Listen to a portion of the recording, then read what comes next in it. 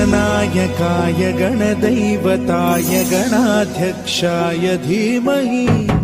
गुणशरीराय गुणमण्डिताय गुणेशानाय करातमोदकं सदा विमुक्तिसाधकं कलाधरावतं सतं विलासि लोकरक्षकम्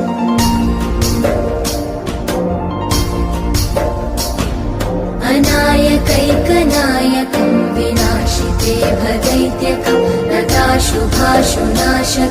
नमामि तं विनायकम् गणनायकाय गणदैवताय गणाध्यक्षाय धीमहि गुणशरीराय गुणमण्डिताय गुणेशानाय मुदा करातमोदकं सदा